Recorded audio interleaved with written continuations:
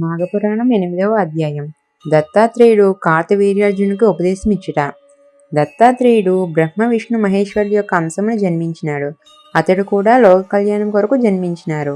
త్రిమూర్తులు దత్తాత్రేయుని రూపమును జన్మించి ఉన్నారు. దత్తాత్రేయుని కాలంలో కార్తవీర్యార్జునుడను క్షత్రియ వీరుడు మాహిష్మతి అను నగరమును రాజధానిగా చేసుకుని పాలించుచుండెను. అతనికి గురువర్యులు దత్తాత్రేయులు. ఒకనాడు కార్తవీర్యార్జునుడు దత్తాత్రేయుని ఆశ్రమానికి వెళ్ళి నమస్కరించి, గురువర్య, మీ అనుగ్రహం వలన అనేక విషయములు తెలుసుకుని ఉంటిని, కానీ మాఘమాసం యొక్క మహత్యమును విని ఉండలేదు. కావున మాఘమాసం యొక్క విశిష్టత గురించి, మాఘమాస ఫలము గురించి నాకు వివరించవలసినదిగా కోరుచున్నాను అని దత్తాత్రేయుని కోరెను. దత్తాత్రేయుడు కార్తవీర్యార్జునుని కోరికను మన్నించి ఈ విధంగా వివరించెను. భూపాల, భరతఖండంలోనున్న పుణ్యనదులకు సమానమైన నదులు ప్రపంచమందా ఎచ్చటనూ లేవు. ఈ నదులలో ముఖ్యమైనవి 12. అందుచేతనే వీటికి పుష్కర ప్రవేశం కలుగుచున్నది. బృహస్పతి ఒక్కొక్క సంవత్సరం ఒక్కొక్క రాశి అందున్నప్పుడు ఆయా నదులకు పుష్కర ప్రారంభమగును.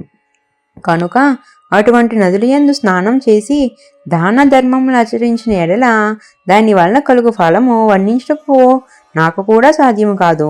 అందున మాఘమాసమందు నదిలో స్నానం చేసిన గొప్ప ఫలితము కలుగుటే కాక జన్మరాహిత్యము కూడా కలుగును.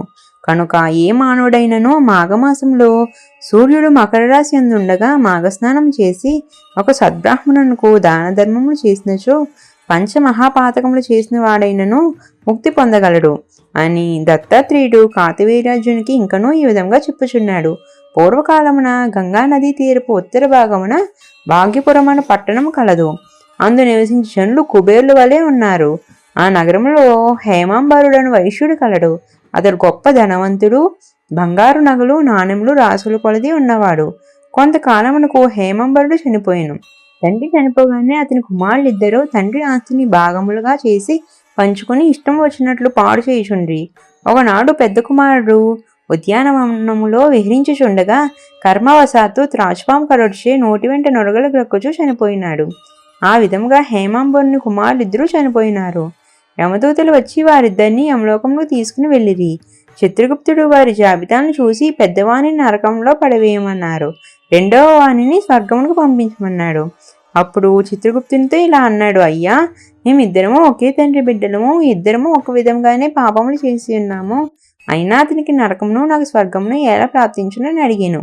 ఆ మాటలకు చిత్రగుప్తుడు, ఓయి వైశ్యపుత్ర, నీవు నీ వేష్యను కలుసుకుంటూ ప్రతిదినము ఆమెతో సంగమించి గంగా నదిని దాటి అవతల గట్టున నీ మిత్రుని ఇంటికి వెళ్ళి వచ్చుచుండెడి వాడువు. అట్లనే మాఘమాసంలో కూడా నదిని దాడుతుండగా కెరటాల జల్లులు నీ శిరస్సుపై పడినవి. అందువలన నీవు పవిత్రుడివైనావు.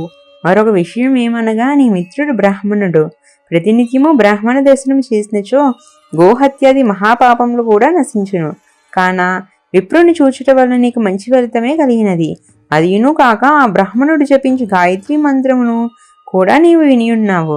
గంగానదిలోని నీరు నీ శరీరం మీద పడినది కనుక నీ పాపములు నశించినందున నిన్ను స్వర్గానికి పంపుచున్నాను అని చిత్రగుప్తుడు వివరించెను. ఆహా, ఏమి నా భాగ్యము! గంగాజలము నా మీద పడినంత మాత్రమే నాకింతటి మోక్షము కలిగినదా అని వైశ్యకుమారుడు సంతసించి దేవదూతలతో స్వర్గలోకమునకు వెళ్ళిపోయాను. ఇంతటితో మాఘపురాణం 8వ అధ్యాయం సంపూర్ణము. ఇంకా మరెన్నో పురాణాలు, ఇతిహాసాలు తెలుసుకోవడం కోసం మా ఛానల్ని సబ్స్క్రైబ్ చేసుకోండి.